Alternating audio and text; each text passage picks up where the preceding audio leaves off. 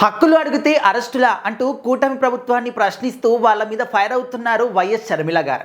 So ఇప్పటి వరకు మనం చూస్తూ ఉంటే కూటమి ప్రభుత్వం తీసుకునే నిర్ణయాలు సరిగ్గా ఉన్నాయి, జనాల కోసం రాష్ట్రం అభివృద్ధి కోసం పాటుపడుతున్నారు, పనిచేస్తున్నారు అని చెప్పేసి ప్రతి ఒక్క కోణంలో కూడా మనం ఆలోచించాము, చూస్తూ ఉన్నాం. స్టిల్ ఇప్పటికీ అదే విధంగా మాట్లాడుతూ ఉన్నాం. కానీ అంగన్వాడీ వర్కర్లకి మీరు ఎప్పుడైతే ప్రతిపక్ష హోదాలో ఉన్నారో, జగన్మోహన్ రెడ్డి గారు సీఎంగా ఉన్నప్పుడు, సిబిఎన్ గారు ప్రతిపక్ష హోదాలో ఉన్నప్పుడు అంగన్వాడీ కార్యకర్తలకి, అంగన్వాడీ కార్మికులకి మీరు ఇచ్చినటువంటి హామీలు ఏవి, ఆ హామీలు ఏమైపోయాయి, మర్చిపోయారా? దయచేసి వాటిని గుర్తు చేసుకొని వాళ్ళకు న్యాయం జరిగే విధంగా చూడండి అని చెప్పేసి షర్మిల గారు అడుగుతూ ఉన్నారు.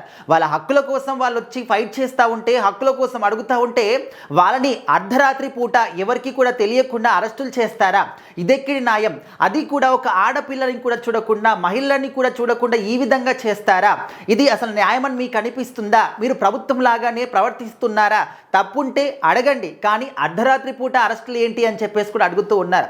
మనకు తెలుసు కూటమి ప్రభుత్వం ఆ మహిళలకి ఎంత రెస్పెక్ట్ ఇస్తుంది, ఎంత గౌరవంగా చూస్తారు అని చెప్పేసి. కానీ ఆ గౌరవం అంతా, రెస్పెక్ట్ అంతా కూడా ఇప్పుడు ఏమైపోయింది?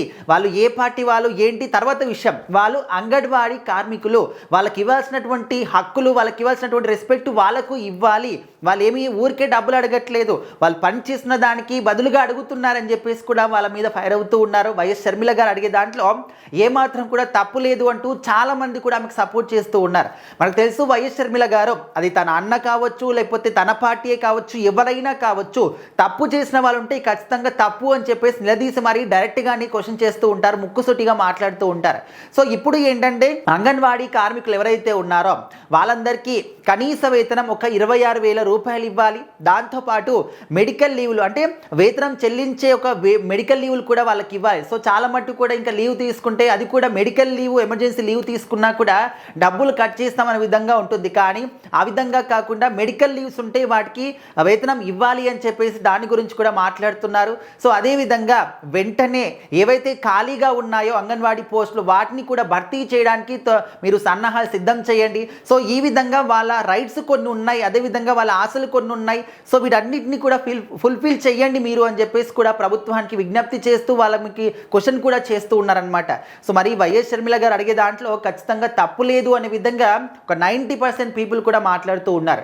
సో మరి కూటమి ప్రభుత్వం ఏ నిర్ణయం తీసుకున్నా కూడా 100% క్లారిటీతోని అందరికీ సహాయపడే విధంగానే ఉంటాయి. కానీ అంగన్వాడీ కార్యకర్తల విషయంలో మాత్రం ఎందుకు వెనకడుగు వేస్తున్నారు, ఎందుకు వాళ్ళ విషయంలో అన్యాయంగా ఆలోచిస్తూ ఉన్నారు, అన్యాయంగా అరెస్టులు చేస్తున్నారు అనే విధంగా కూడా ప్రశ్నిస్తూ ఉన్నారు. సో దయచేసి కూటమి ప్రభుత్వం దీన్ని అర్థం చేసుకొని వాళ్ళ హక్కులు ఏంటి, వాళ్ళు దేని గురించి ఫైట్ చేస్తున్నారు, ఏం అడుగుతున్నారు, సో వాళ్ళ అందులో న్యాయం ఉందా అంటే 100% న్యాయం ఉంది. ఖచ్చితంగా ఎవరికైనా కూడా సర్వసాధారణం. మెడికల్ లీవ్స్ అన్నప్పుడు ఖచ్చితంగా వాళ్ళకి వేతనం చెల్లించాలి, దాన్ని కూడా కట్ చేసుకుంటామంటే సో కనీస వేతనం కొంచెమైనా పెంపు ఇవ్వాలి వాళ్ళకి. అండ్ ఖాళీగా ఉన్నటువంటి పోస్టును కూడా భర్తీ చేయండి అని చెప్పడంలో ఇందులో తప్పేముందని కూడా అడుగుతూ ఉన్నారనమాట. మరి కూటమి ప్రభుత్వం వైఎస్ షర్మిల గారి మాటల్ని ఏ విధంగా తీసుకుంటుందో చూడాలి.